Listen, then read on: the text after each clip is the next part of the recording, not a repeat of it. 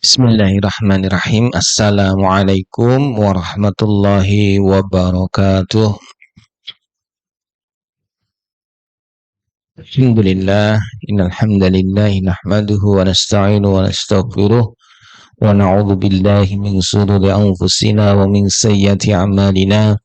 May yahdihillahu fala mudilla lahu wa may yudlilhu fala hadiyalah. Hamdan katsiran tayyiban mubarakan fih. Asbahna ala fitratul Islam Asbahna ala fitratul Islam wa kalimatin ikhlas wa ala dinin nabiyina Muhammadin sallallahu alaihi wasallam wa ala millati abina Ibrahim hanif wa makana minal musyrikin. Ya ayyuhalladzina amanu taqullaha haqqa tuqatih wa la tamutunna illa wa antum muslimun. Masya Allah kan wa man lam yasha' lam yakun.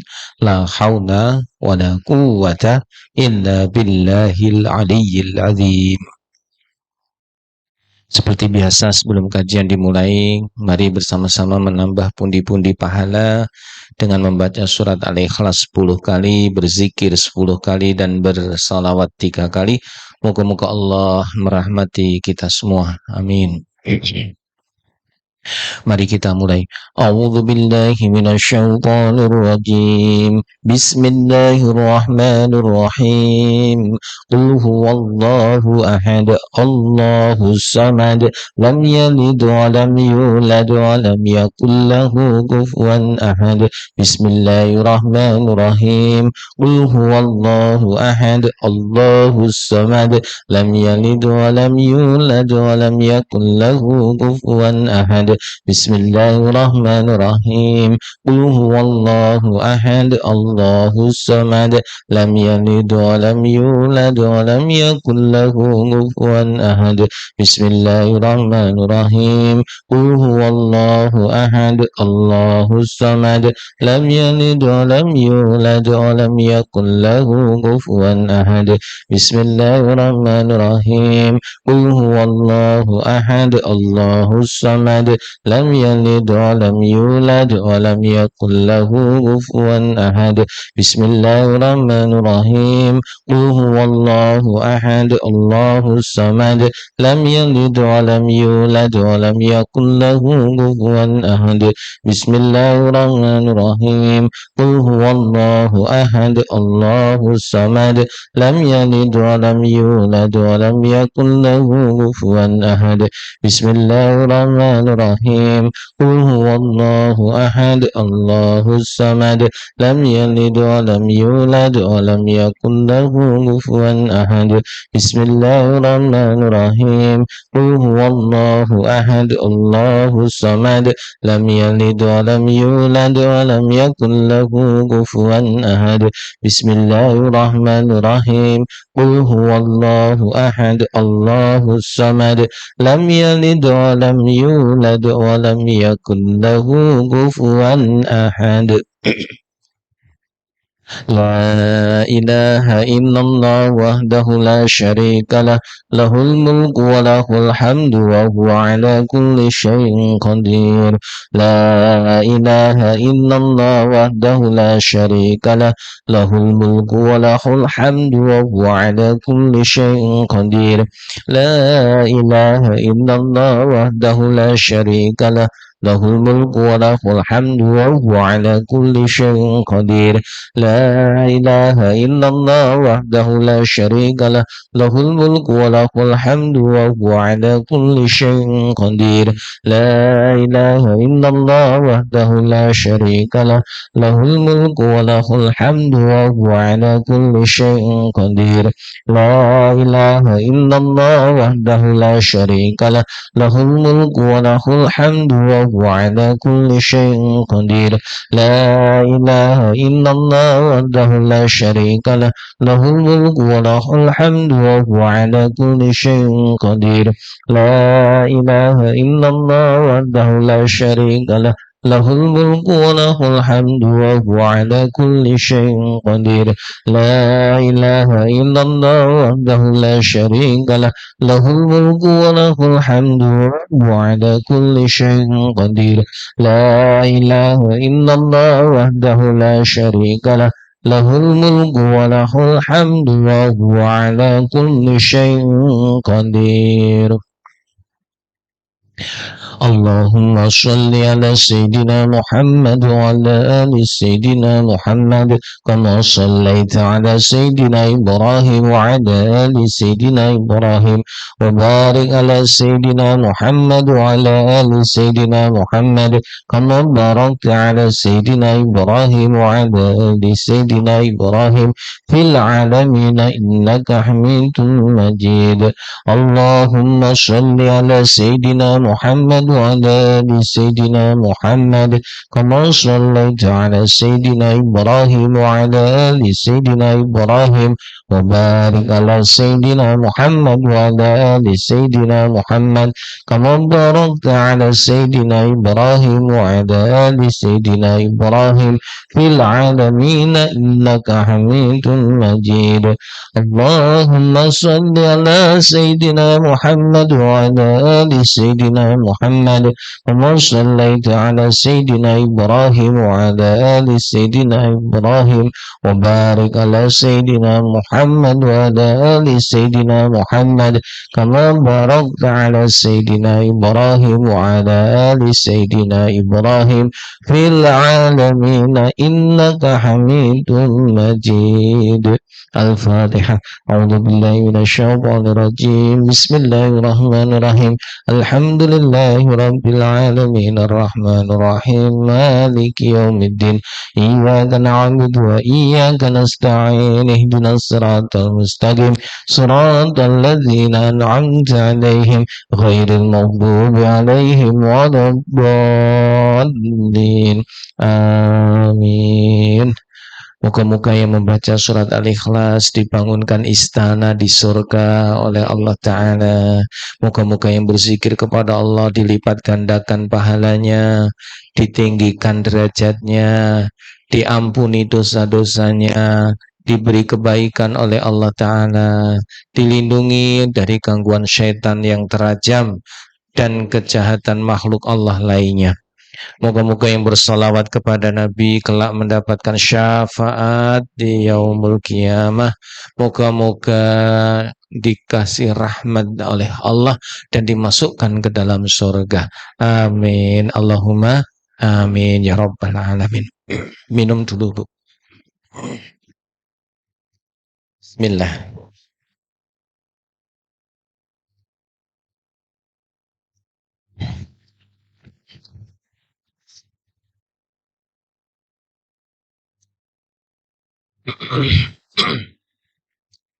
Alhamdulillah.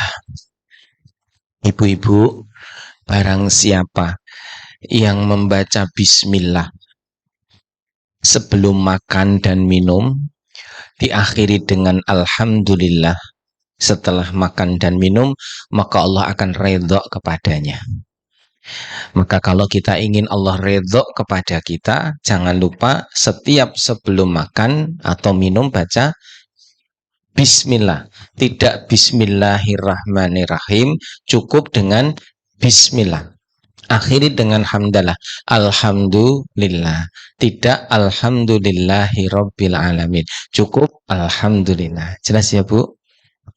Nah, kalau kita ingin Allah redha, maka lakukan itu.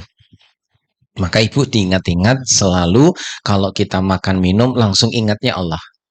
Bagaimana supaya Allah redha kepada saya? Oh, saya harus bismillah. Habis itu baru makan atau minum. Habis itu baru alhamdulillah. Rasulullah SAW menyampaikan kepada kita, saat itu iblis ditanya, bagaimana caranya iblis mendapatkan makanan? Maka iblis mengatakan, dia bertanya kepada Allah Ta'ala, ya Allah, bagaimana aku mendapatkan makanan? Karena engkau sudah menjamin rezeki yang lain. Maka Allah memberikan jawaban kepada iblis, kamu mendapatkan makanan dari mereka yang tidak membaca bismillah.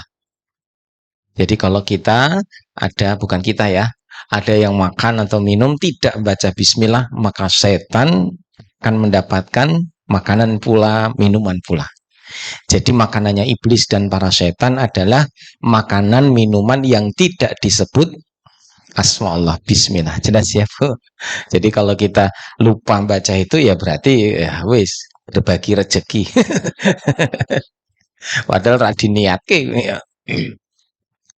Karena mereka memang menunggu saat kita makan minum kok enggak bismillah, mereka langsung senang.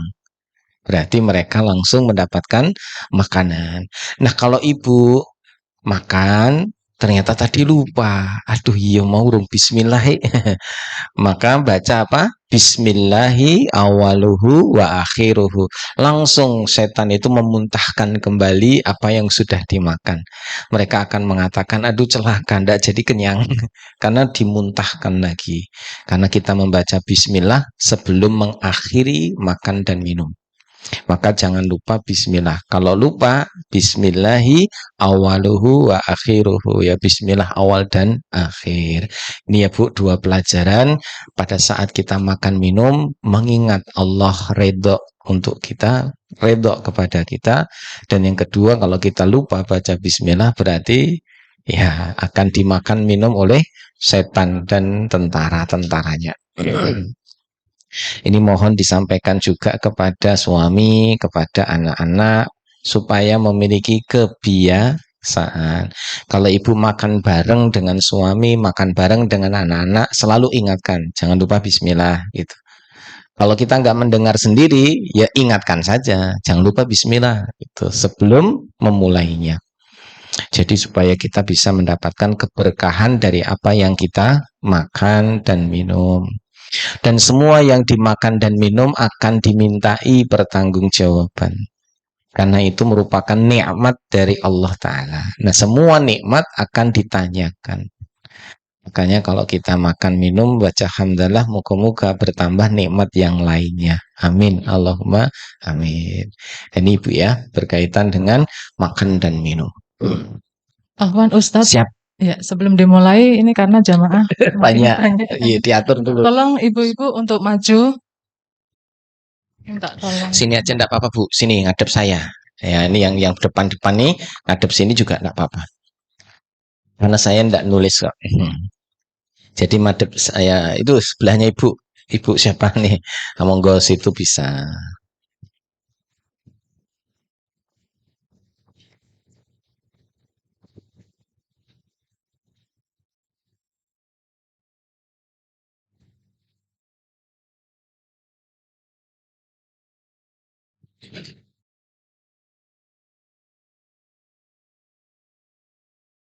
Lanjut Saya lupa juga. Kalau saat makan minum Bu, usahakan tangan kanan. Karena ada seseorang yang kebetulan dia ahli Quran, hafidz Quran, tapi kena gangguan jin. Jadi dia kemasukan jin sehingga akhirnya malas ibadah dan lain-lain. Saat diruqyah, karena sampai kesurupan jinnya keluar, sebelum keluar ditanya, kok kamu bisa masuk padahal dia penghafal Quran? Dia penghafal Quran, dia selalu menjaga Quran, kok bisa-bisanya kamu masuk? Padahal bentengnya kan harusnya kokoh. Ternyata jin itu ngomong, saya itu selalu menunggu kapan saatnya bisa masuk ke tubuh dia. Jadi dilimpe, selalu diawasi kapan dia lengah, saya masuk ke dalamnya. Nah, saat apa dia melakukan kesalahan atau kamu bisa masuk? Yaitu saat dia sadar atau tidak makan dengan tangan kiri. Jadi penghafal Quran ini nggak sadar atau gimana, saat itu dia sedang makan dengan tangan kiri, nah saat itulah aku masuk. Karena selama ini dia biasa menjaga dengan tangan kanan. Landelalah saat itu dia makan pakai tangan kiri. Namanya juga diincar. Diincar itu diawasi terus mencari kelengahan, saya akan masuk lewat kelengahannya itu. Nah, waktu itu makanya pas saat dengan tangan kiri masuk jin itu. Makanya siapa saja yang menghidupkan sunnah, insya Allah dapat berkah. Kalau kita makan mendoan tangan kanan, lombok tangan kanan. Lomboknya dipegang dulu tangan kiri, tapi saat masuk ke mulut ganti, pindah ke tangan kanan gitu ya Bu ya. Jadi jangan ini. Nanti kalau kita makan bareng sama anak-anak, pokoknya selalu mengawasi, melihat lah. Ayo tangan kanan gitu. Karena kadang-kadang lupa. Bahkan ada yang selalu ngeles atau alasan. Lah kan kotor bi, tangan kiri yang bersih. Ya tetap enggak boleh. Ya kotor pun juga nggak masalah. Oh nanti juga dicuci. Jadi jangan sampai ada yang masuk melalui tangan kiri gitu Bu ya. Ini penting adab tentang makan padahal ini balasannya luar biasa.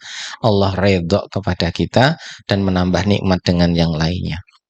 Kita lanjutkan pelajaran kita tentang tanda-tanda kiamat besar. Sekarang tentang apa? Kemarin apa?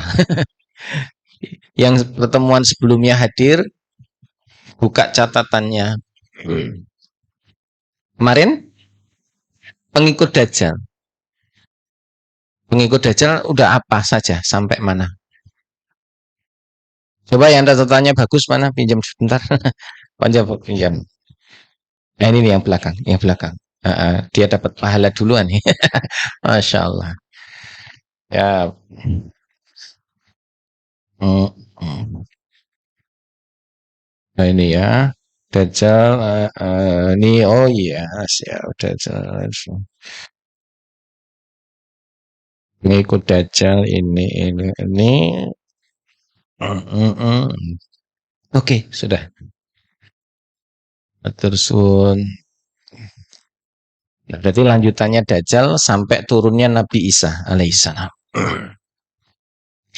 Jadi Bu, pengikut Dajjal kemarin sudah selesai ya. Bagi yang tidak ikut ya pupuk bawang lah. Pokoknya ngikuti aja. Jadi Dajjal itu nanti pada saat sudah mengikuti semua, ya diikuti oleh semua pengikutnya, mereka akan menguasai semua muka bumi. Karena Dajjal ini akan menyentuh semua bumi atau tanah. Setiap jengkal tanah akan didatangi oleh Dajjal. Bagaimana caranya Allahu a'lam. Karena memang Dajjal ini memiliki kelebihan. Sebagaimana sampaikan oleh Nabi, dia itu bisa berpindah seperti angin. Ada lagi di hadis yang lain seperti angin yang berhembus setelah selesai hujan. Jadi kalau hujannya turun ada angin, nah seperti itu kecepatannya. Jadi di Dajjal itu bisa berpindah dari satu ke tempat yang lain dengan kecepatan yang luar biasa. Dan sabda Nabi semua tempat akan didatangi. Sehingga ada guyonan jangan-jangan nanti Semarang Durungan didatangi juga gitu ya. Allahu a'lam bishawab. Karena saat itu nanti bagaimana keadaan dunia kita juga tidak mengetahui. Yang jelas Dajjal akan keluar selama 40 hari, maaf. Dajjal keluar selama 40 hari saja. Yang 40 hari ini punya karakteristik hari pertama lamanya setahun. Jadi Dajjal itu nanti keluar hanya 40 hari. Tidak lama. Tapi rasanya, nah 1 hari pertama itu seperti setahun. Jadi lama sekali rasanya. Padahal mung sedino, tapi rasanya setahun. Hari yang kedua serasa sebulan. Hari kedua ini lebih pendek, tapi terasa sangat lama juga karena sebulan. Terasa sebulan. Hari yang ketiga serasa seminggu. Hari yang ketiga waktu yang berjalan itu serasa seminggu. Hari keempat dan seterusnya seperti hari-hari biasanya. Ya seperti ini kita rasakan 24 jam.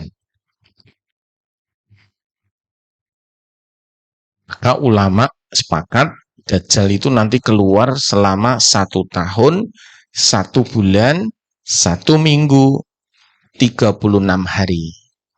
Saya ulangi ya, Dajjal itu nanti keluar selama setahun, 1 bulan, 1 minggu, 36 hari.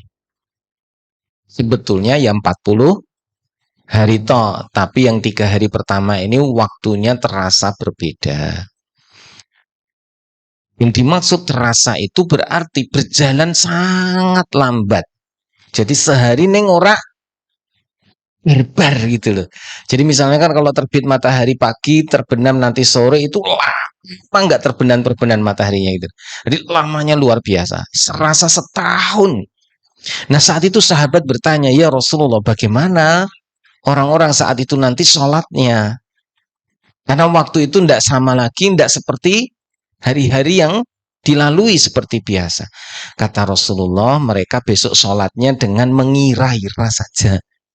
Mengira-ira ketok iki wis dhuwur ya dhuwur, ketok asar ya asar gitu. Jadi dengan ketoke mengira-ira karena waktunya ndak sama lagi.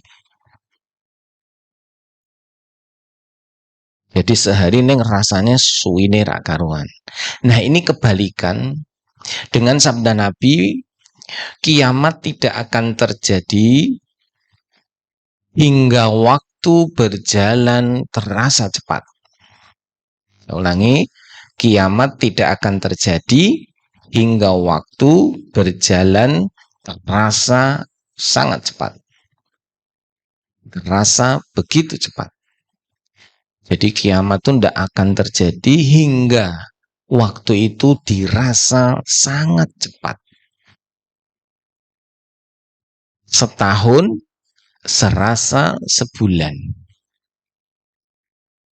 Sebulan serasa seminggu. Seminggu serasa sehari.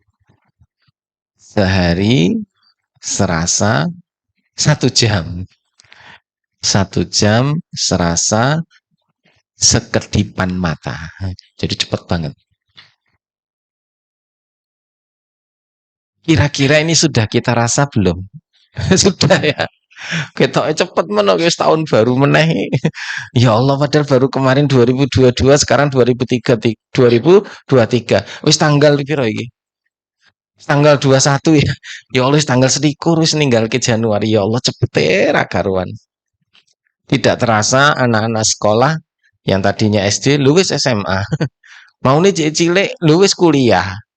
Terasa cepat sekali. Lu wis duwe putu malah. Cepet ra karuan. Dan ini sudah dirasakan.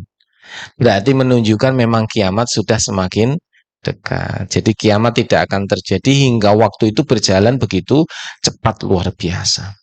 Ini berkaitan dengan waktu secara umum. Memang kayaknya cepat banget. Sudah sepekan lagi. Nggak taunya sudah sebulan lagi. Nggak taunya besok sudah Rajab loh Bu. Habis itu Saban terus Ramadan. Ya Allah cepet berarti bodoh meneh. Rasanya cepat luar biasa. Nah, ada lagi waktu yang berkenaan dengan hidup kita sendiri. Rasanya cepet banget tuanya.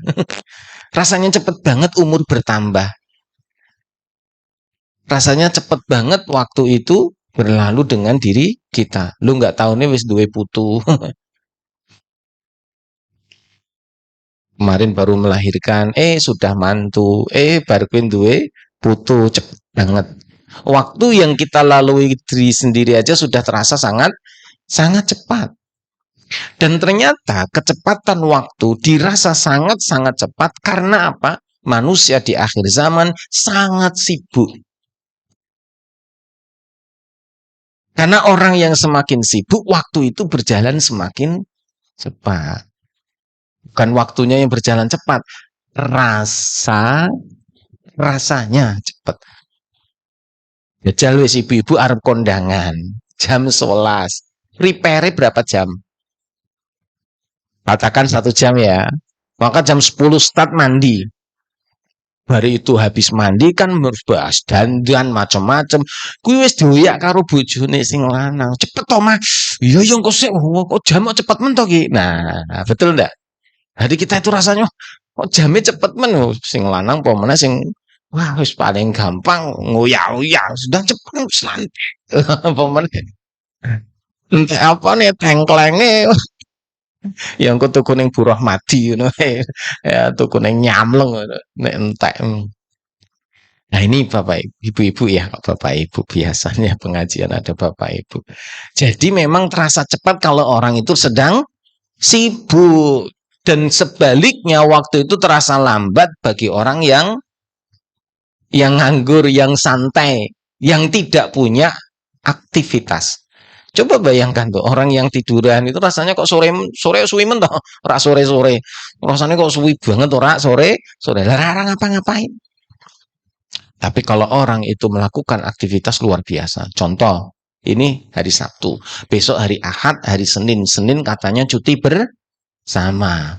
Ternyata piknik, ya wis, pulang kampung kah, macam kah. Habis itu pulang hari Senin, rasanya langsung bilang, ya Allah, besok wis mlebu meneh.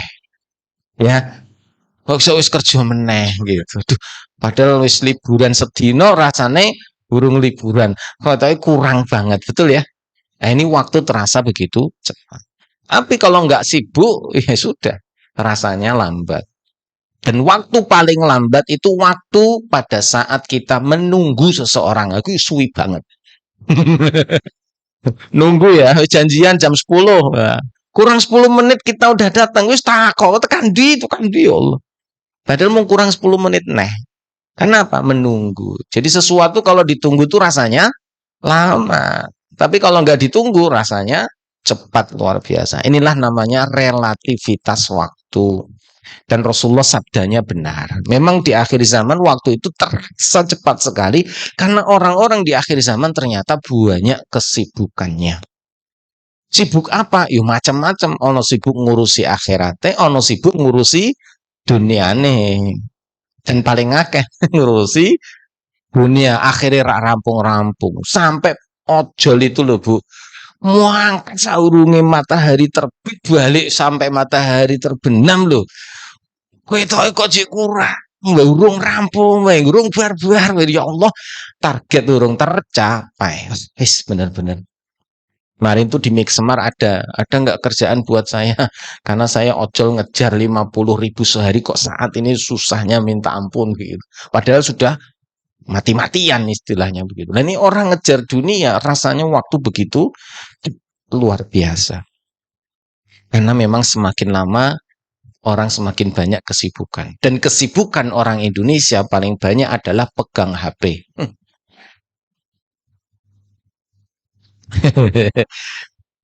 Dan survei membuktikan barusan viral di media sosial dan ini menjadi trending juga.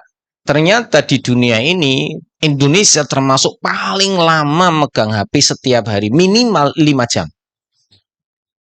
Semua penduduknya loh ya, maksudnya rata-rata penduduk Indonesia yang punya HP itu minimal sehari itu megang 5 jam. 5 jam lebih sekian. Minimal itu. Dan paling banyak itu scroll. Jadi bukan buka HP untuk bisnis online, bukan untuk belajar, tapi ya scroll. Suka buka media sosial dan suka lihatnya ini di total rata-rata lah ya, minimal tuh 5 jam. Jadi sedino ki manusia Indonesia itu menggunakan HP minimal 5 jam. Itu kan sibuk banget loh. Sibuk banget. Gue nek nggo kerja wis entuk piro, nek gawe donat entuk piro, nek gawe wah wis masak wis entuk piro, ya Allah. Bener ya Bu ya. Tapi niranya ke HP ki gatel. Wong sekarang itu kalau kemana-mana carry dompet rak masalah. Ojo nganti carry HP. Beneran ya Allah. Lah tadi pagi saya sama istri beli makan soto ningon Pakno Plamongan itu loh pojokan. Mau keluar udah lu HP ini carry ya wis lah piye mau bawa pindah ambil dulu lah ya wis akhirnya balik dulu istri saya ketinggalan HP nah begitulah padahal pas mangan soto ya ora dibuka lah ya kan cuma digombol saja makan ya sudah makan nggak buka-buka gitu ya ternyata ya begitu kita ini kadang ya kayak sudah apa ya kayak bagian dari hidup kita nyatu dengan pakaian kita makanya nerano HP luweh wedi kelangan HP daripada kelangan dompet. Lah dompet ra ono isine iki ono isine yo. Rekening yo ning kene kan gitu ya Bu ya. Duit yo ning kene, foto yo ning kene, dokumen ning kene, janji yo ning kene. Wah luar biasa. Nah, dompet sekarang tipis-tipis. Isine mung kertu. Kuwi wae siji tok. Mangane dompet wis tipis. Nah, ini ibu-ibu akhir zaman. Jadi saya itu memahami hadis Nabi waktu berjalan begitu cepat. Kenapa ya? Oh, karena semakin sibuknya orang. Justru kalau semakin sibuk, waktu itu memang jalannya semakin rasa cepat. Nah, besok kebalikan. Saat Dajjal keluar, sehari itu rasanya lemah sekali. Ini menunjukkan bahwa saat itu kebalikannya sekarang. Pada saat nanti Dajjal keluar, orang-orang itu ketakutan luar biasa. Sampai-sampai mereka harus berdiam diri, menunggu tidak mau keluar dari rumah. Jangan sampai nanti dibunuh Dajjal. Jangan sampai nanti kena fitnah Dajjal. Nah, menunggu itu rasanya, kapan ini Dajjal pergi dari kita? Ini bencana musibah berlalu dari kita.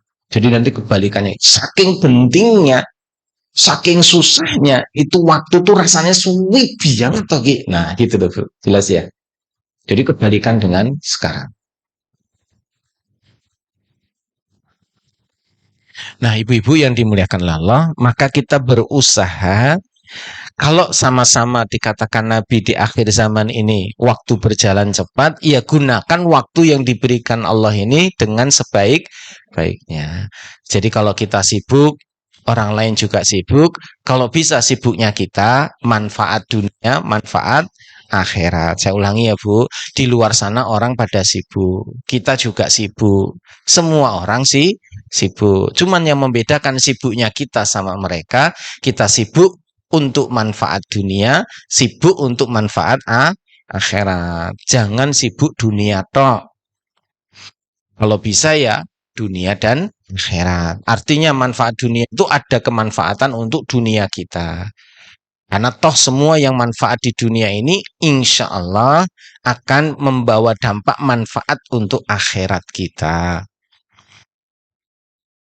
Makanya selalu awali dengan bismillah. Moga-moga aktivitas dan amal jadi pahala karena bernilai ibadah. Gitu Bu. Simpel sebetulnya. Podo-podo sibuk ya rapopo. Tapi sibukku untuk pahala. Gitu tuh Bu. Sama-sama kerja, aku juga kerja. Oh, insya Allah aku dapat pahala. Sama-sama didik anak, aku yang didik anak. Kono kesel, aku ya kesel. Neng keselku untuk pahala. Melayani suami, sana juga ngelayanin suami. Yo kesel, yo mangkel. Tapi aku untuk pahala. Nek mangkel ora untuk pahala Bu. Nah, iso ya dengan senang hati gitu ya. Mangkel ngomong wae aja dipendem. Wong lanang ki bingung karo wong wedok. Tenan Bu, mendingan ki mbok ngomong mengerti masalah apa. Nek meneng ki malah wong lanang ki bingung.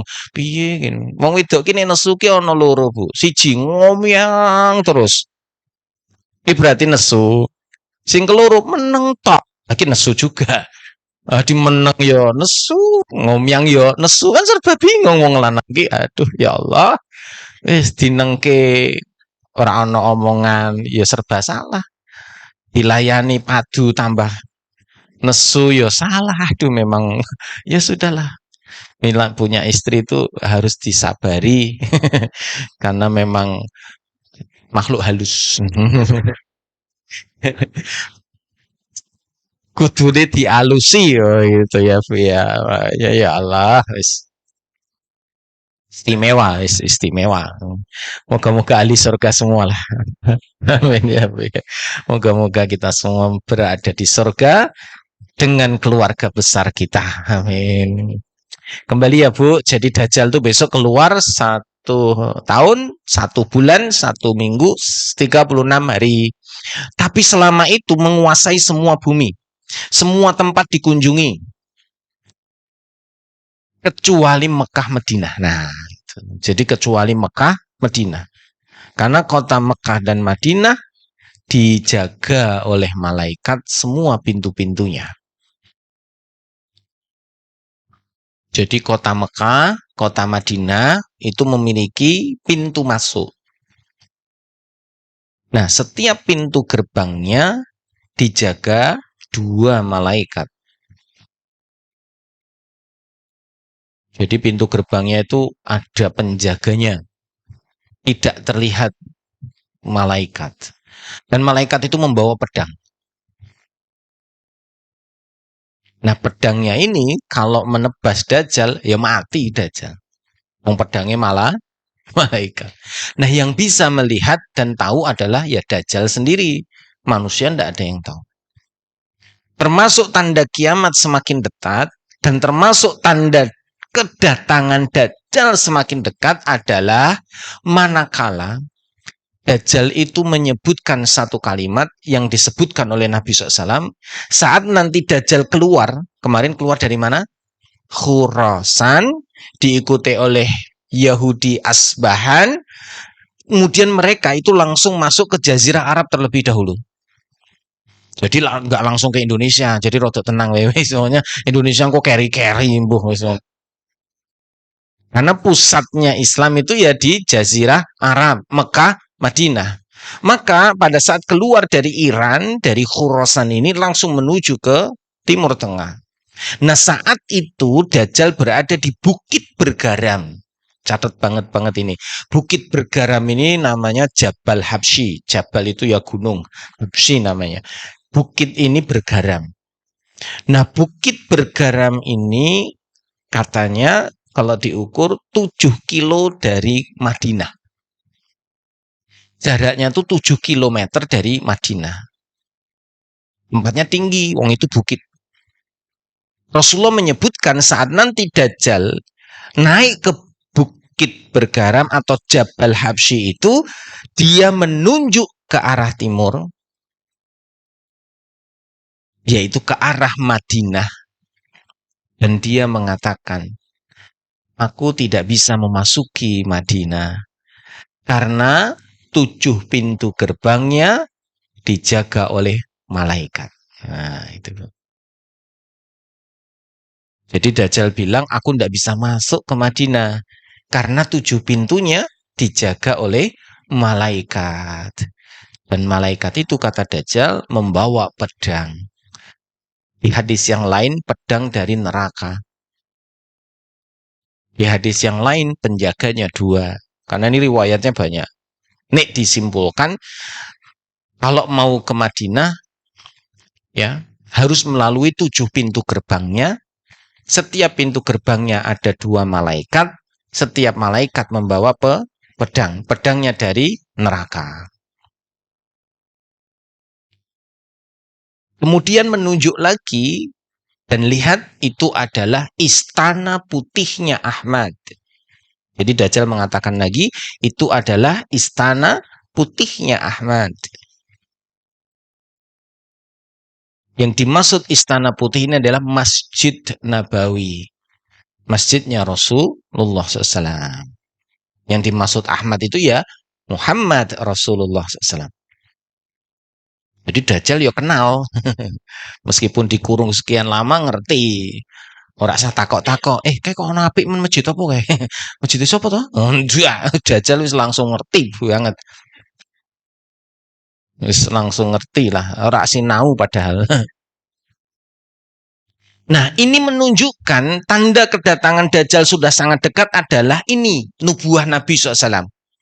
Bahwa nanti saat Dajjal ada di Bukit Habsyi, dia akan mengatakan, aku tidak bisa masuk ke Madinah karena 7 pintu gerbangnya dijaga malaikat. Kalimat 7 pintu gerbang, ini menunjukkan tanda kiamat semakin dekat, tanda Dajjal semakin dekat. Saat Madinah sudah memiliki 7 pintu gerbang, berarti kedatangan Dajjal sudah dekat, paham?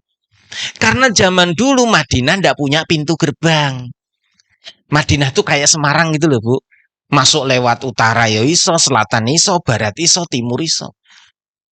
Kalau lewat timur ya saka Demak, Purwodadi, saka barat ya saka Kendal, saka selatan ya apa jenenge Ambarawa, Mbawen, Jogja, Solo iso.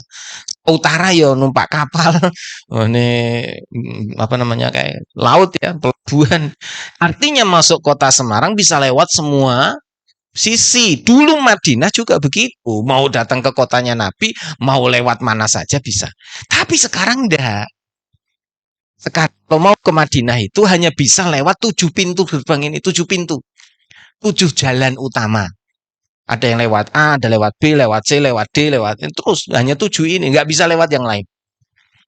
Dan hanya ada baru sekarang. Zaman dulu kan nggak ada. Sekarang baru ada 7 pintu gerbang itu. Ini menunjukkan kalau Madinah sudah memiliki 7 pintu berarti kiamat semakin dekat. Dajjal juga kedatangannya berarti semakin dekat. Ini nubuahnya begitu, Bu. Yang kedua tadi itu istana putihnya Ahmad. Yang dituju adalah Masjid Nabawi. Maka ini juga menjadi informasi penting dari Salam. Kedatangan Dajjal dekat manakala Masjid Nabawi besok sudah berwarna putih.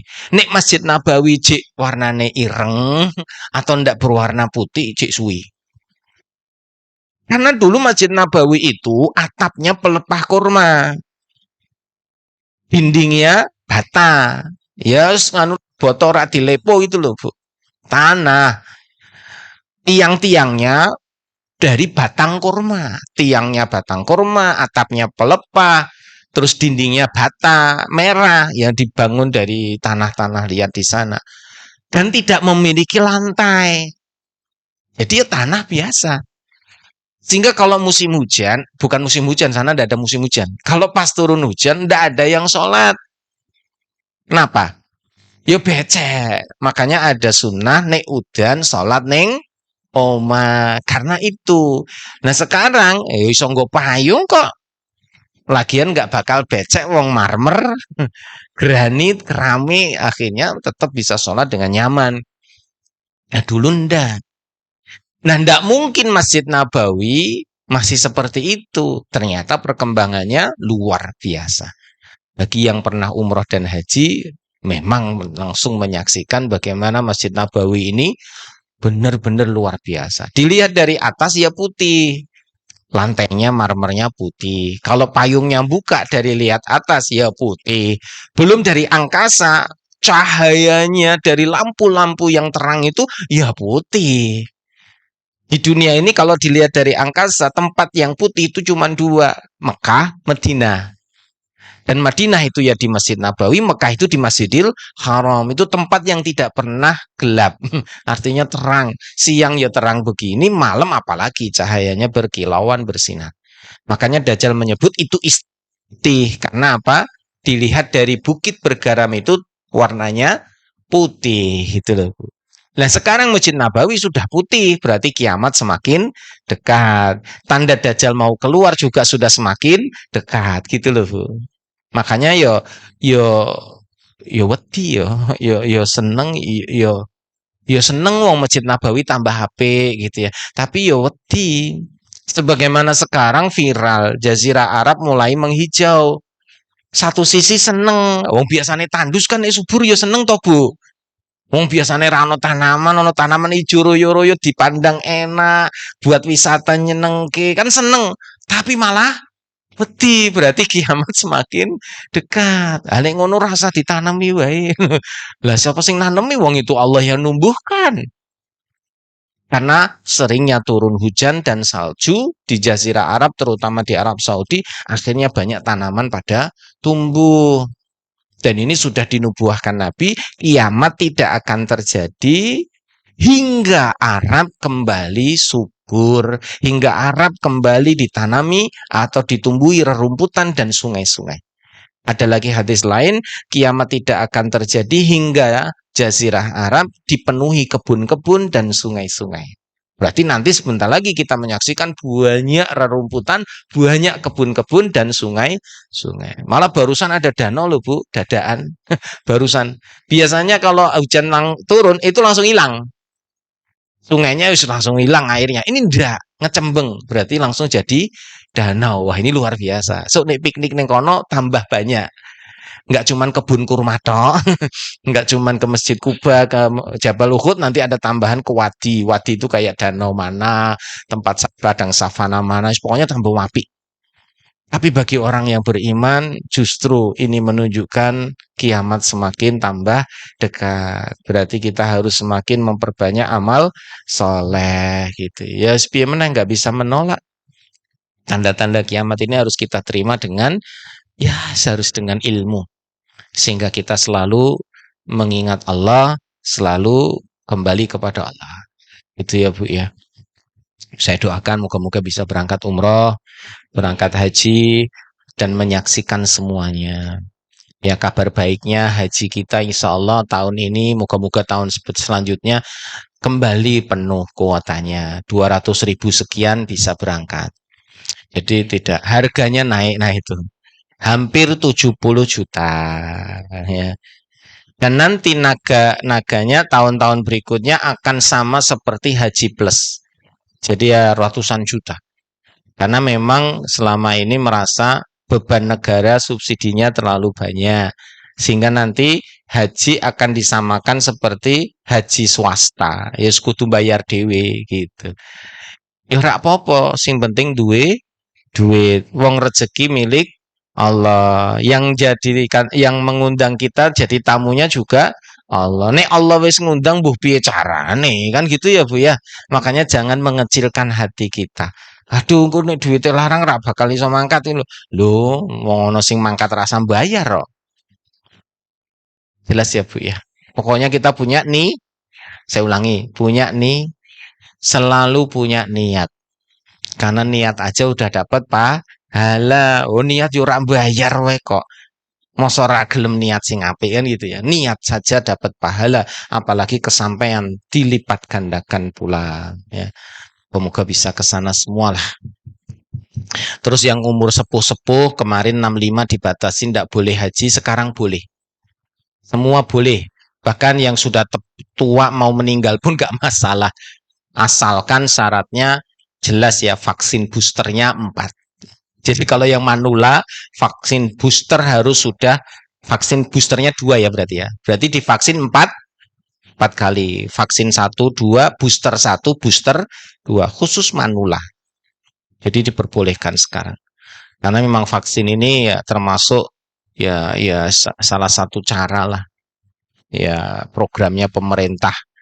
Ya kenapa sampai 4 ya mungkin jatahnya belum habis ya. Ya kudu dinteke. Nah, ini ada vaksin untuk virus COVID-19 ya. Cuman yang aneh selama ini belum pernah ditemukan virus DBD ada vaksinnya. Karena DBD itu yang membuat sakit karena virusnya, bukan nyamuknya. Wong nyamuk itu hanya untuk media transit. Nah, nyamuk pas nyedot ono virusnya, terbang tung tung tung tung tung, virusnya pindah kono. Nyamuk iki janjane ora duwe virus, ora duwe salah. Wong delalah nyokote pas sing ono virus pindah. Ya memang Allah desain begitu. Nah ternyata saya kemarin bertemu dengan pihak puskesmas diterangkan tidak ada vaksin untuk DBD. Padahal yang namanya DBD itu setiap tahun ada dan sudah sekian tahun kok ora digawe virus vaksinnya atau mungkin nggak payu yo. Kalau vaksin tadi COVID kan seluruh dunia cuannya besar. Nah, mungkin nih vaksin DBD wong sing kena ya paling cah cilik, siji loro telu, ora masal ngono lho.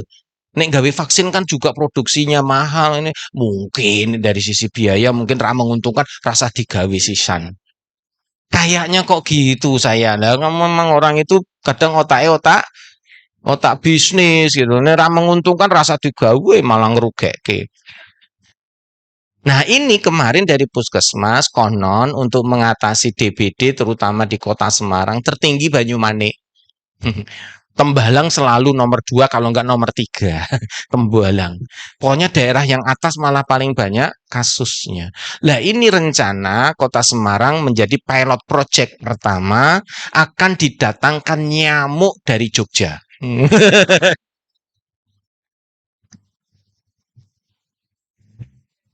Nyamuk dari Jogja ini nyamuk yang baik diternak.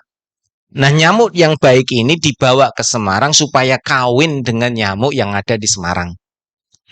Nanti kalau kawin, dia bertelur, netes, itu jadi nyamuk yang baik. Akhirnya nyamuk yang baik ini apa? Dia tidak bisa menyerap virusnya. Jadi yang diatasi ternyata nyamuknya. Nyamuk rak popo ono ning ora nggawa virus. Jadi gigit ya tetap gigit, tapi nanti bertelur telurnya baik, nyamuknya baik. Ini pilot project pertama yang akan mendapatkan Kota Semarang, dan nomor 1 adalah Tembalang. Itu karena saking tingginya itu kasus DBD gitu. Dan itu dananya miliaran, Bu, untuk membuat nyamuk. Jadi nyamuk diternak gitu ya. Dan nanti setiap kelurahan disuruh untuk ternak nyamuk. Kemarin Pak Lurah udah nyampaikan, akhirnya punya kerjaan baru, orang ternak kambing, ternak nyamuk. Ya Allah Gusti. Ya Allah ya. Dan memang bagaimanapun nyamuk nggak akan pernah hilang, Bu. Selama ada manusia, nyamuk tetap akan ada. Karena ini sudah menjadi dalil. Wong Raja Namrud matinya kena nyamuk. Lah nek nyamuk ra ono, arep cerita ning anak putu. Dulu Namrud mati karena nyamuk. Nyamuk itu apa toh, Mah? Bahkan nggak pernah lihat nyamuk. Goro-goro nyamuk maka nyamuk nggak bakal entek. Hadis Nabi juga menyebutkan bahwa dunia dan seisinya ini tidak ada nilainya di sisi Allah. Jika ditimbang dengan satu sayap nyamuk, satu tok loh, sayap nyamuk kan akeh kuwi. Mbuh loro mbuh pirah kuwi ora ngerti. Satu sayap nyamuk ditimbang dengan dunia dan seisinya di hadapan Allah lebih mulia, lebih berharga satu sayap nyamuk. Jadi dunia ini nggak ada apa-apanya di hadapan Allah. Lah ini kan jadi percontohan bagi Nabi bahwa nyamuk ini ternyata menjadi dalil lebih mulia daripada bumi. Lah nek ra ono nyamuk, lah engko nek cah cilik diajari ngene, nyamuk ki apa toh, Mah? Maka ini menunjukkan nyamuk gak akan pernah habis sampai akhir zaman. Karena sudah menjadi nubuah. Pokoknya nek jadi nubuah gak bakal hilang. Contoh seperti emas dan perak, ya akan selamanya tetap ada. Meskipun diganti dengan mata uang, kertas, koin, tetap akan ada. Ya, karena itu sesuatu yang akan terus ada. Kembali ya Bu ya. Minum dulu. Bismillah. Super bubur. Oh, bumbon. Dengarku super bubur. Super bubur ki onone ning Indomaret, Alfamaret. Bumbon. Sampai mana tadi ya? Oh iya tadi ya Bu, tanda ya bahwa Dajjal nanti akan melakukan perjalanan kecuali masuk di di Mekah dan Madinah karena dijaga. Selain itu dia akan keliling dunia. Nah, tugasnya Dajjal adalah bagaimana dia akan mengajak sebanyak mungkin manusia untuk mengikutinya. Jadi Dajjal itu akan menjadi nabi baru. Jadi nanti memang saat keluar dia memproklamirkan menjadi nabi. Sang Mesias, juru selamat. Padahal sesungguhnya dia juru selamat palsu. Mesias palsu. Nabi palsu. Tapi orang sudah banyak yang kepencut. Orang banyak yang tertarik. Akhirnya banyak yang mengikutinya. Karena tujuan daripada Dajjal ini adalah mengeluarkan orang dari keimanan. Sehingga menjadi murtad, menjadi kafir, menjadi pengikut Dajjal. Karena sesungguhnya Dajjal ini anak emasnya iblis. Nah, iblis cuci gudang di penghujung akhir zaman dengan mengeluarkan anak emasnya. Namanya Dajjal. Nah, makanya Dajjal ini akan membawa lebih banyak lagi orang untuk dimasukkan ke dalam neraka bersama-sama dengan iblis dan tentaranya. Makanya pengikut iblis, pengikut Dajjal salah satu yang paling banyak adalah para dukun. Nanti semua dukun ikut iblis, ikut apa? Dajjal. Semua para penyihir, ya dukun, paranormal itu ikutnya Dajjal semua. Karena satu visi, satu tipe, punya kesamaan. Nah ini saat mengaku seorang nabi. Sampai puncaknya dia mengaku sebagai Tuhan. Pencipta. Rob.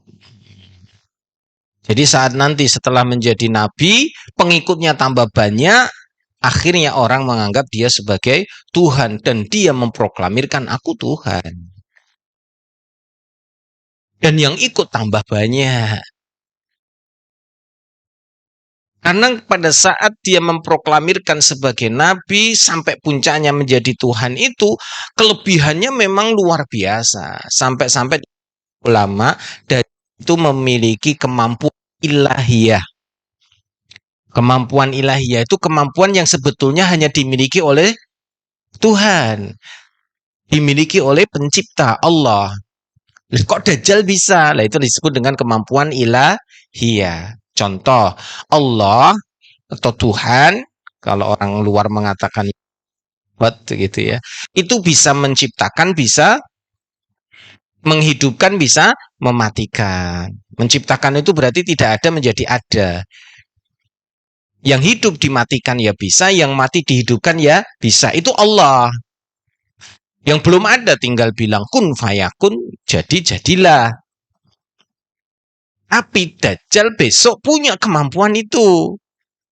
Ada satu tempat nggak bisa turun hujan, diturunkan hujan. Hujan, turun. Nggak ada tanaman, tanaman suruh tumbuh, tumbuh langsung, berbuah langsung. Nggak nunggu 10 tahun, 11 tahun, nggak usah. Langsung tumbuh. Ingin perhiasan, langsung keluarkan semua perhiasan dari dalam tanah, diberikan, dibagi-bagikan. Termasuk yang udah mati, dibangunkan, dihidupkan. Apalagi mematikan, itu kebiasaannya Dajjal nanti, membunuh orang. Yang hebat lagi nanti Dajjal itu mempertontonkan kepada seluruh pengikutnya ada seorang pemuda yang nanti dia akan dibunuh di hadapan semua manusia itu, dan habis dibunuh dibagi dua. Jadi dibunuh itu dibelah sama pedang dari atas ke bawah, terbelah jadi dua. Habis itu disatukan lagi. Bersatulah, bersatu dan hidup lagi. Dan hidupnya beneran hidup manusia lagi.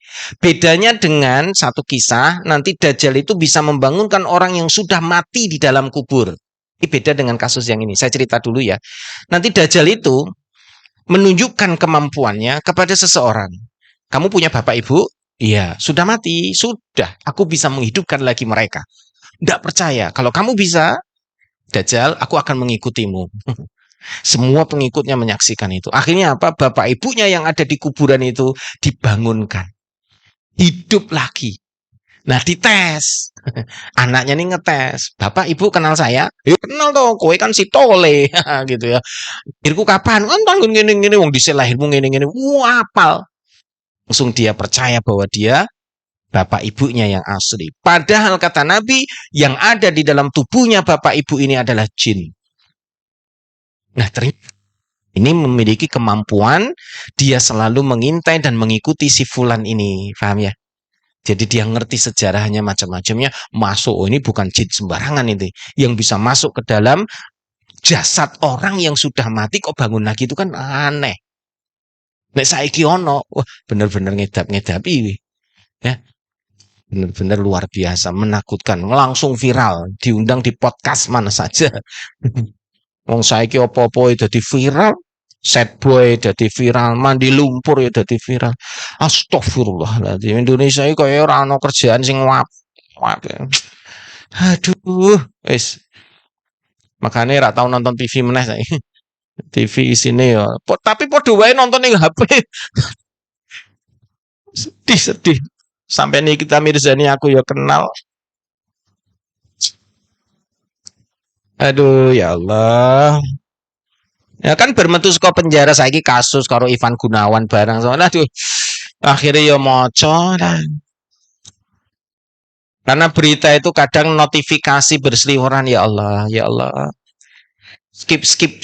Tapi judulnya itu wes ketok motong. Saya tidak suka baca, tapi lintasan berita-berita judulnya gede. Akhirnya jadi tahu, oh, termasuk pembunuhan berantai ini yang sekarang ketampat si Wawon ini ngeri luar biasa. Karena memang ada proses perdukunan di dalamnya, penggandaan uang dan lainnya. Bapaknya dipateni, bojone pateni, anaknya pateni, selingkuhannya pateni.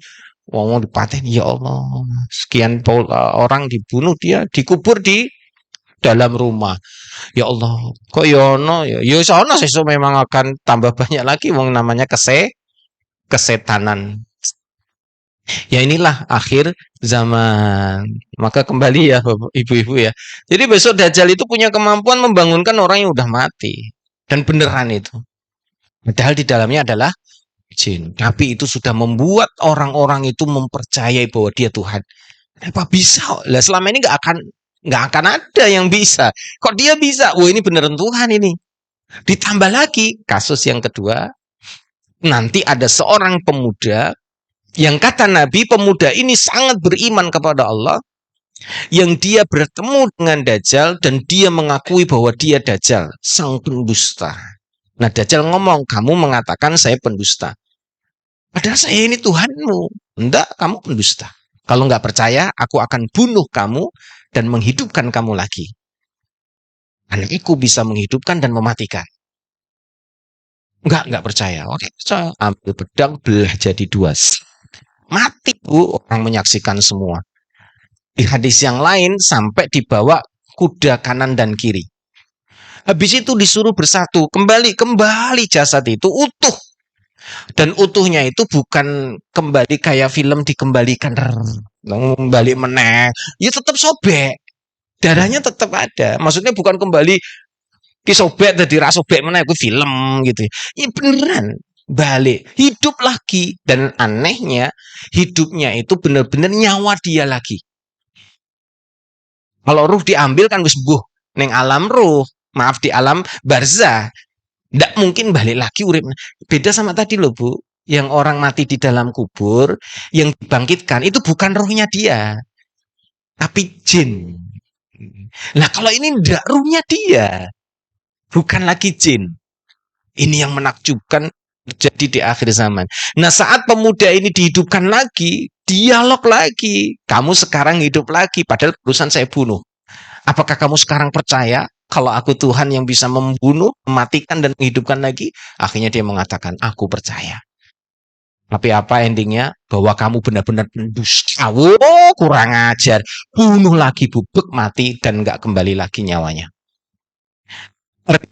Muda ini diberi oleh Allah kekuatan hati untuk bisa menjawab atau bisa berdialog dengan Dajjal tanpa rasa takut. Dan kata Nabi, orang yang mati syahid terbaik adalah dia. Sampai-sampai di hadis yang lain, manusia yang mati syahid terbaik adalah yang dibunuh langsung oleh Dajjal. Nah, pemuda ini nanti. Yang dia mati dibunuh oleh Dajjal di hadapan semua orang, yang pada saat dia dihidupkan kembali, ya nyawanya dia lagi yang masuk itu, dan dia tidak mempercayai. Dia awalnya ngomong, kamu benar.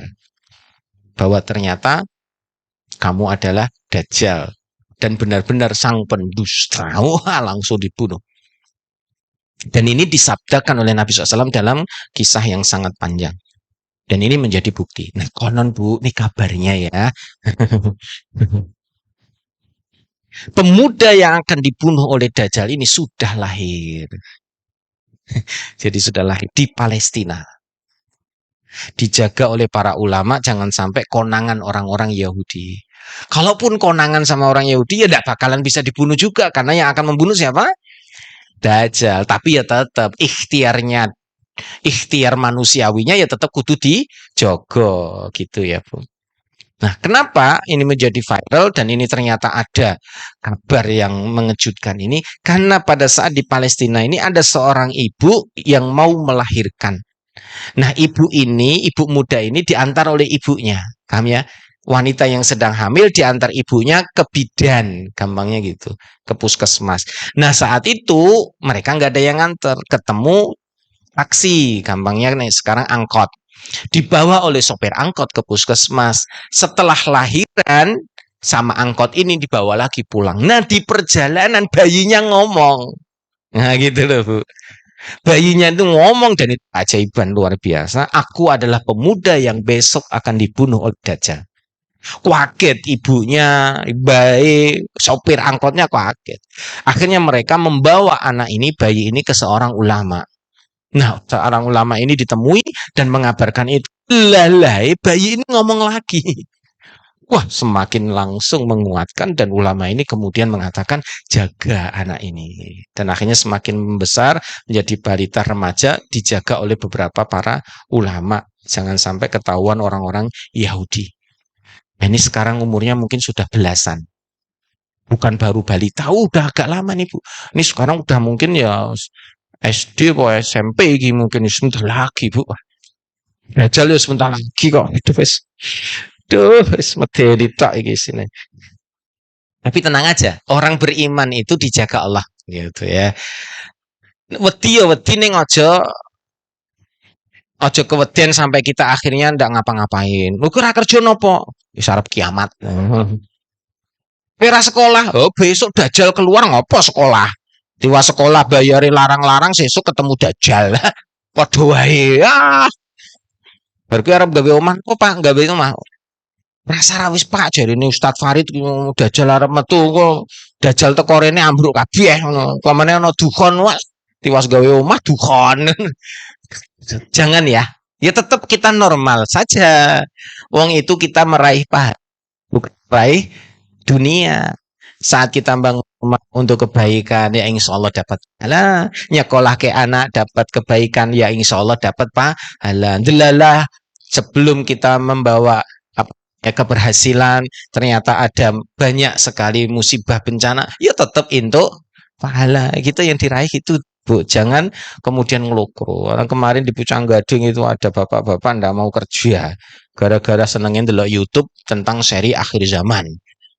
Ditakoi bojone, "Mas kowe ora kerja meneh napa? Harap kiamat tok, Bu." Ngono. Payah iki. Berarti ngajine ora tuntas. Nah, ini juga ini ngaji gak tuntas bahaya iki engko. Balik-balik lu ora nggo donat neh to, Mah. Ora. Harap kiamat. Aduh, kewiat. Kerjaane donga, tok ngaji, tok salat, tok yo apik, tapi urusan duniane yo kudu urusi. Masa anake ra didusi, ra dikei klambi, ra dirawat, bojone ra digatekke, mung ning masjid, ning masjid ning musala wae, ning kamar wae. Saking wedine. Enggak usah, santai aja. Karena orang beriman dijaga sama Allah. Makanya kita kalau selalu menghidupkan sunnah, tenang aja. Baca doa fitnah Dajjal, ya insya Allah dijaga. Ora wedi gitu ya. Maka kalau kita beriman, insya Allah akan selalu dijaga. Nah, kembali kepada Dajjal tadi Bu. Jadi saat dia keluar mengaku menjadi nabi karena kelebihan yang dia miliki, bisa nyembuhin orang sakit, kemudian bisa apa namanya ya, menurunkan air hujan, menumbuhkan tanaman, bisa mengeluarkan perhiasan, membawa banyak roti, membawa air di tangan apa namanya itu kirinya, membawa api di tangan kanannya, dan itu ditawarkan ke orang-orang. Makanya kalau Rasulullah menyampaikan, kalau besok ditawari api, jangan diambillah, karena sesungguhnya api itu air yang jernih. Kalau ditawari air, jangan diambil. Jadi kalau ditawari air apa api, kita milih api. Sesungguhnya api itu adalah air yang segar. Maka selamat. Itu sampai dia bisa mengeluarkan air dari jari-jarinya. Dia mengeluarkan api juga dari tangannya, kayak avatar itu ya. Avatar Eng itu loh Bu. Nah, dia punya kemampuan ya, apa namanya, memiliki 4 elemen. Yang konon elemen dunia ini ada 4. Air, tanah, api, udara. Namanya Avatar Eng. Nah, konon film Avatar yang sekarang lagi viral di bioskop sampai meraup triliunan itu ya besok juga mengikuti sama. Ini sekarang elemen air, kemarin elemen tanah, besok elemen api. Makanya serial Avatar sampai 4 episode. Apal ya, moco resensinya, informasinya, ya akhirnya jadi tahu. Kenapa? Karena di dalam film itu ada pesan-pesan, ada misi-misi. Makanya kalau kita tidak mengerti, wah kita akan ketemu dengan Dajjal nanti sudah nggak kaget lagi. Saya ulangi ya Bu, sistem dunia hari ini memang dibuat supaya nanti saat Dajjal datang nggak kaget lagi, langsung menjadi pengikutnya. Maka semua pelaku LGBT senang dengan Dajjal, kan setipe. Mereka yang mengidolakan K-pop, ya artis-artis Korea dan sebagainya, ketemu Dajjal senang. Karena semua simbol-simbolnya itu ada dalam diri mereka. Artis-artis itu kan punya simbol-simbol Bu. Kan saya punya teman yang dulu lama di Amerika, itu kalau artis ingin terkenal sedunia, maka dia harus mengabdi kepada setan. Dan mengabdi setannya itu ujung-ujungnya harus kepada Dajjal. Itu langsung dikasih kekuatan. Ya suaranya, ya fisiknya dan sebagainya. Akhirnya bisa menjadi legend mendunia. Kalau tidak dapat hidayah berat. Ya, termasuk Katy Perry, Madonna, artis-artis itu. Alhamdulillah Michael Jackson barinya kan masuk Islam sebelum meninggal. Ya moga-moga benar ya, karena memang tersembunyi beritanya, ya memang banyak orang yang tidak suka dia masuk Islam. Ya sehingga moga-moga menjadi orang yang diterima tobatnya. Luar biasa ya Mike Tyson itu yang petinju. Sekarang menjadi muslim yang taat. Yang dulu seorang yang sangat ya, tapi Allah bisa memberikan hidayah kepada siapa saja. Moga-moga Ronaldo Messi masuk Islam. Kan lagi terkenal sekarang ya. Moga-moga artis K-pop barang masuk Islam ya. Wis doakan aja wis meneh. Lah piye yo kan anak remaja sekarang idolane artis K-pop. Ya artis ora salat, ora salat. Nyun sewu ya Bu, banyak hari ini anak-anak kita ndak salat. Jangankan anak, bojo-bojo ora do salat tok. Nin, saya bukan ngomong tenan. Nin. Karena saya dapat pengakuan sendiri dari anak SMA. Mereka tuh senengnya kalau pulang atau nggarap tugas itu di kafe. Dan di kafe itu kalau sudah masuk waktu sholat, udah bakal sholat. Padahal pakai jilbab semua. Yang cewek-cewek pada pakai jilbab, ya muslimah, enggak sholat. Sampai mamanya nanya, lu kago ruko piye nek maghribe, lu kan enggak sholat mah. Lu selama ini enggak sholat, enggak. Lu mama nanti gimana sih? Apa enggak lihat pak? Teman-teman saya itu gitu semua lu mah. Lu teman-teman pada enggak sholat, iya. Kaget mamai. Karena mamanya sibuk, anaknya sibuk, komunikasi jarang, ketahuan anaknya. Lu kok ora sholat ternyata, kaget. Lalu saya dipanggil untuk meruqyah. Karena anaknya sudah enggak sholat lagi. Waduh, baru konangan. Ternyata teman-temannya hampir mayoritas begitu. Nah, saya juga sering menemui sendiri anak-anak yang saya ruqyah, remaja terutama pemuda mahasiswa, dia enggak sholat. Lagi yang gede-gede, yang udah bapak-bapak, ibu-ibu ya banyak. Nyun sewu, kemarin istri saya kedatangan seorang yang konsul ya, seorang ibu muda punya bayi balita. Lagi masalah dengan orang tua intinya, ya mertua ya orang tua. Habis itu disarankan sama istri, ya sudah perbanyak ibadah, sholatnya dijaga, sujud yang lama. Ya, pesannya begitu. Lah ditanya, lah sholatnya gimana? Dijaga enggak? Maaf Umi, udah jarang sholat. Ya Allah. Udah pakai jilbab, kerjanya di institusi Islam. Institusi Islam contohnya ya SD Islam, SDIT gitu. Sholatnya nih pas mungkin yang kantor apa piye ya. Ternyata enggak, ya Allah. Selama ini ketipu kita dengan penampilan. Ki jojo ora sholat ki. Oh bahaya. Masa jamaah kisah ya, kajian ibu solehah, masa ora. Jangan Bu ya, sholat Bu, sholat. Kecuali lagi halangan wis ngono wae. Mbak-mbak lagi halangan ra entuk sholat malah dosa lho. Kata Ustadz ndak boleh ndak sholat, aku tak sholat ya malah dosa. Wong lagi halangan itu dispensasi. Dan enaknya perempuan saat dia haid menstruasi tetap dapat pahala sholat. Enak banget. Tetap dapat pahala puasa. Enakan. Yang biasanya Senin Kemis delala datang bulan, raiso Senin Kemis tetap dapat pahala Senin Kemis. Biasanya sholat, aduh datang bulan ndak bisa sholat, tetap dapat pahala sholat. Itu enaknya perempuan. Laki-laki raiso. Aku lagi apa males walas. Dan ini beneran Bu, ya Allah. Ternyata saya juga terkejut. Banyak orang memang sudah enggak. Saya kira masjid musola sepi itu karena orang-orang itu sholatnya di rumah. Kira ngono. Karena masjid musola jebule ra ada sholat, ya Allah Gusti. Aku jadi piye? Duh sampai saya aduh ya Allah ya Allah. Kok apa ya?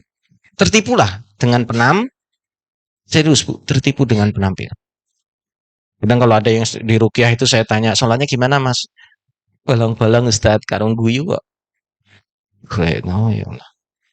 Ibu-ibu jaga ya sholat ya. Nek iso ditambah sholatnya. Maksudnya ya 5 waktu tetap 5 waktu, kuwi sing wedi. Sing ditambah sing sunnah. Bu, ada sholat sunnah nih ibu mau ya. Ibu-ibu ku gampang jane kok. Nih bapak-bapak rada angel. Karena waktunya, karena bapak-bapak kalau sholatnya di masjid, itu azan iqomatnya kan kadang cepat jadi susah. Ibu kerjakan sholat sunnah 4 rakaat sebelum duhur, 4 rakaat sesudah duhur. Qobliyah duhur 4, ba'diyah duhur 4. Barang siapa yang mengerjakan sholat sunnah qobliyah duhur 4 rakaat, ba'diyah duhur 4 rakaat, maka Allah haramkan dia dari neraka. Insya Allah tidak masuk neraka. Amin. Kayak tadi lu makan minum, jika kita bismillah, baca alhamdulillah selesainya, Allah reda. Lah ini hadisnya sahih. Kalau kita bisa 4 rakaat sebelum duhur, 4 rakaat sesudah duhur, Allah jaga dia dari neraka. Masya Allah. Nah kalau ibu-ibu bisa. Nih bapak-bapak kadang ning masjid kan, cikomat, urung sempet sholat sunnah. Ku iso. Ning iso nek niat wis wong kabeh ngono. Pamane nek duwe anak, duwe putu, lah angel Pak Ustaz ngurusi putune, ngurusi anake harus ribet. Makanya memang kembali ke nih ya, nyun sewu yang sudah sepuh-sepuh wektune cik rada longgar.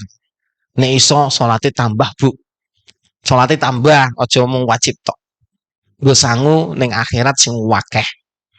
Dan kita melakukannya dengan ilmu. Ilmu itu berarti ngerti. Oh, keutamanya ini ya. Jadinya kita itu nyambung ke Allahnya itu kuat. Ya Allah, aku sholat lagi ini karena mencintaimu, karena membenarkan sabda nabimu. Kalau aku mengerjakan ini, kata nabiku, Rasulullah, bahwa aku akan dijaga dari neraka. Gitu loh, Bu. Semangatnya begitu. Minum makannya juga tadi gitu. Kata nabimu, ya Allah, kalau aku bismillah sebelum minum, alhamdulillah sesudahnya, engkau redok padaku. Jadi semangatnya kepada Allah begitu. Itu ya Bu ya.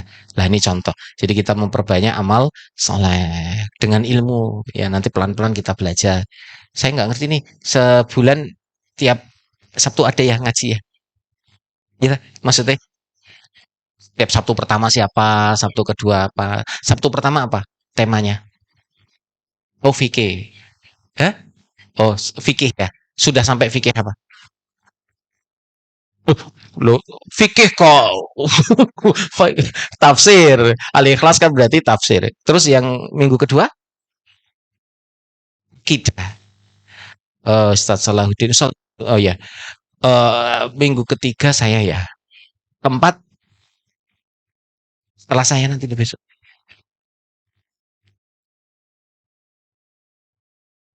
Oh, Ahmad Subhi dari Balang, dulu lulusan Ubris. Itu sahib saya itu, bocahnya rodok lucu. Uh, itu ganti-ganti setiap pekan keempat, rutin ya. Pekan kelima, Hah? Oh artinya bintang tamu, artinya umum ya, nggak libur ya. Berarti ngajinya nggak pernah libur ya, istimewa. Banjir, ini kui yo dimaklumi, kui namanya force measure. Nek nggone urusan notaris itu force measure, sesuatu yang tidak kita sangka-sangka. Artinya ibu-ibu sebetulnya tiap bulan ngaji, setiap pekan ngaji. Moga-moga semakin tambah ngaji, semakin tambah amalnya, imannya tambah kuat, amalnya tambah banyak. Janjane amal ki sing enak rutin raketang sithik. Ya jangan sampai kita banyak orang ono kabeh. Banyak itu apa? Ngerti ning ra diamal keman-eman. Mendingan sedikit tapi rutin dan ngerti. Saya ulangi, ngerti dalile, ngerti ilmunya. Contoh, ibu-ibu pingin hidupnya berkecukupan. Cukup itu pas butuh, pas ono. Saya ulangi ya, pas butuh, pas ada. Butuhnya gede yo pas. Intuke yo onone gede, butuhe sithik yo intu. Allah Maha mengetahui. Maka bacalah 2 ayat akhir surat Al-Baqarah sebelum tidur. Jadi habis baca Al-Fatihah, ayat kursi, Al-Ikhlas, Al-Falaq, An-Nas. Kesuwen Pak Ustadz, yo wis minimal ayat kursi nih wis. Tambahi 2 ayat terakhir Al-Baqarah. amanar rasulu bima, dan seterusnya. Nah, siapa yang membaca 2 ayat terakhir surat Al-Baqarah, Allah akan memberikan kecukupan kepadanya. Nah, kalau udah tahu gini Bu, kerjakan. Biasanya susah-susah, utangnya akeh, butuh akeh. Nah, ini ada lagi Bu, yang kemarin sudah kita ajarkan, jangan lupa dan jangan sampai lupa. Masuk rumah baca bismillah, terus salam, terus Al-Ikhlas. Masuk rumah buka pintu baca bismillah, masuk baca salam. Kalau ada orang ya assalamualaikum, nggak ada ya assalamu alaina wa ala ibadillahi sholihin, terus baca kulhu Al-Ikhlas 1 kali atau 3 kali. Boleh berhenti baca dulu, boleh sambil jalan masuk ke dalam baca Al-Ikhlas. Bisa sekali atau 3 kali. Barang siapa yang membaca Al-Ikhlas saat masuk rumah, Allah akan berikan pundi-pundi kekayaan, kelapangan rezeki, harta yang berlimpah, sampai kata Nabi meluber ke tetangganya. Jadi keberkahannya itu sampai tetangga pun kecipratan. Nek ke tetangga ono masalah, gampang menyelesaikannya. Pas butuh, ya ono sing dikei. Jadi sampai meluber ke tetangga. Jadi ini termasuk amalan yang benar-benar menguntungkan tidak hanya keluarganya, juga tetangga kanan kirinya. Baca bismillah, salam, Al-Ikhlas. Nah, ini diamalkan. Nek wis ngerti ilmune gini, ojo nganti lali gitu ya Bu ya.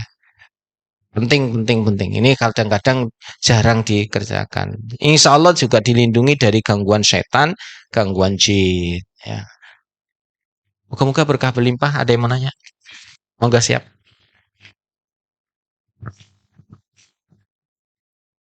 Masuk. Nah, praktek ya. Jadi kalau kita bawa kunci, kan rano wong ini ngomah, kosong, bawa kunci, set buka pintu, bismillah. Atau bismillah, buka pintu, assalamualaikum. Kalau ada orang, nggak ada orang, assalamualaikum warahmatullahi wabarakatuh. Terus balik kanan nutup pintu misalkan, tek kul huwallahu ahad Allahu samad lam yalid walam yulad walam yakul lahu kufuwan ahad. Berhenti dulu boleh. Atau nutup pintu cegrek kul huwallahu ahad Allahu samad lam yalid walam yulad. Sambil naruh tas naruh apa barang belanjaan sambil jalan ke dapur baca Al-Ikhlas. Jelas. Kalau bisa 3 kali, nek iso minimal sekali. Kalau ada orang berarti salam, assalamualaikum. Nggak usah nunggu jawaban. Kira dijawab-jawab piye to Ki?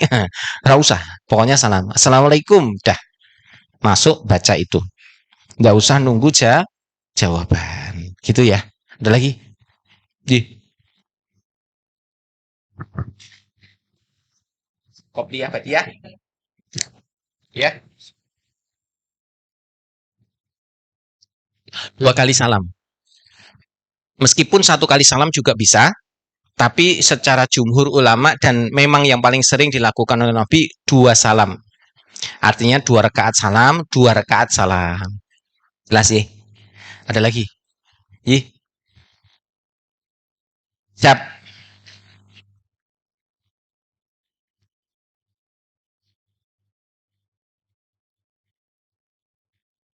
Rabbil alamin.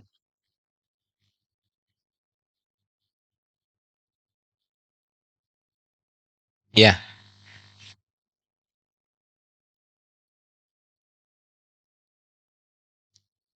Ya. Dia yang menghujat dan sebagainya muslim apa non muslim? Muslim. Iya. Nah, ini memang akhir zaman, akhir-akhir ini banyak orang muslim tapi tidak yakin dengan kemuslimannya. Bahkan yang mengejutkan tidak hanya gamang dengan Islamnya, malah mendukung yang non-muslim atau orang-orang munafik yang memang membenci muslim. Dan ini semakin lama semakin banyak. Maka besok pengikut Dajjal itu selain orang-orang yang LGBT, pelaku kemusyrikan, termasuk orang-orang munafik, orang-orang yang ngambang tadi, gampang murtadnya. Kenapa? Karena mereka tidak memiliki kekuatan keyakinan. Sebabnya apa? Sebabnya berawal dari pendidikan yang tidak pas. Dia di sekolah yang nggak dapat, di rumah yang nggak dapat.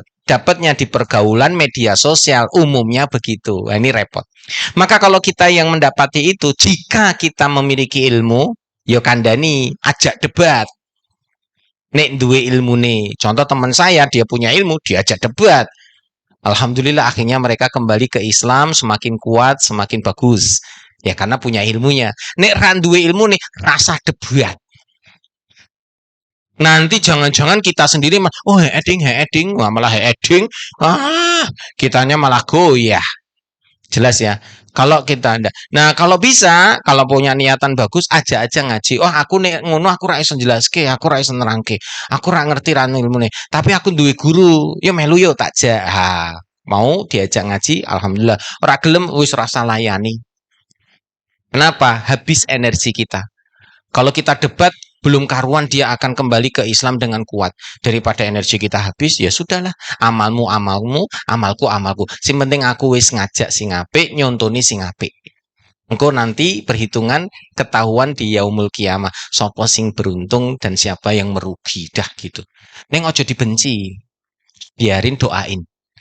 Dan minta sama Allah, ya Allah, karena kelemahan saya tidak bisa berikan yang baik kepada dia untuk menerangkan ya, karena saya masih belajar gitu ya. Anak saya ini pernah menyatakan sesuatu dari temennya yang dia tidak bisa jawab. Akhirnya nanya ke saya, Bi, kalau aku ditanya temanku gini gimana, Bi? Waktu itu tentang sesuatu yang gak, ya masalah jin, masalah Yesus gitu kan, anak saya nggak begitu paham. Akhirnya saya kasih tahu begini. Woi, sampaikan ke temenmu gitu, sampaikan ke sana. Nah, akhirnya tahun temennya mau ndak mau kayak belajar, terus nanya lagi, ya, anak saya ndak bisa, ya saya gitu ya Bu ya. Ada lagi? Oh enggak. Iya, siap. Oh doanya bagaimana Ibu? Bareng-bareng yuk. Bismillahirrahmanirrahim. Allahumma inni a'udzubika min adzabil qabri wa min adzabi jahannam wa min fitnatil mahya wal mamat wa min fitnatil masihid dajjal. Ini redaksi yang umum karena redaksinya banyak tapi intinya sama. Kita minta kepada Allah dari azab kubur, azab jahanam, fitnah kehidupan, fitnah kematian, dan fitnah masih ad-dajjal. Bu, fitnah itu artinya ujian, cobaan, bukan fitnah perkataan. Oh, kue difitnah, bukan itu. Fitnah itu bahasa Arabnya adalah ujian.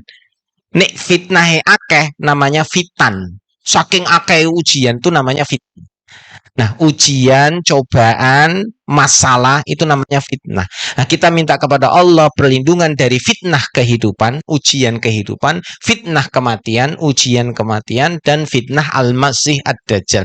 Ujian cobaan yang disebabkan karena dajjal. Tapi di awal tadi minta kepada Allah perlindungan dari azab kubur dan azab neraka jahanam. Ini menunjukkan bahwa di alam kubur ada siksa kubur. Selain ada siksa kubur, ada satu lagi namanya fitnah kubur. Saya ulangi Bu, di alam kubur itu punya dua. Satu, fitnah kubur. Kedua, siksa kubur. Fitnah kubur itu berarti ujian saat masuk ke dalam kubur. Nah, fitnah kubur itu berupa pertanyaan dari mungkar nakir. Itu namanya fitnah kubur. Jadi orang saat masuk ke dalam liang lahat, 7 langkah orang yang apa kui jenenge yang tadi menguburkan itu langsung malaikat mungkar nakir datang. Baru 7 langkah, ora asa metu saka pekuburan. Wis pokoknya 7 langkah meninggalkan langsung mungkar nakir datang. Dia didudukkan dan ditanya. Ini namanya fitnah kubur. Ujian dalam kubur. Semua ujiannya sama. Soalnya sama. Belum tentu jawabnya sama dan bisa, karena yang menguatkan adalah Allah Ta'ala. Semua pertanyaannya sama, man robuka, siapa Tuhanmu? Kok abe wong kafir, wong Islam, wong musyrik, wong munafik, pertanyaannya sama. Tidak semua bisa menjawab, karena Allah yang bisa memberikan kekuatan jawaban. Nah, kalau siksa kubur, azab kubur, itu berbagai jenis siksaan yang ada. Setelah fitnah kubur selesai, mungkar nakir selesai, pulang, ya, maka datanglah azab kubur. Datang dari sebelah kanan, datang ke kiri, datang atas, bawah, depan, belakang. Nah, azab kubur itu menyiksa orang yang masuk ke dalam kubur tadi. Kalau dia punya amal, nah amalnya jadi benteng.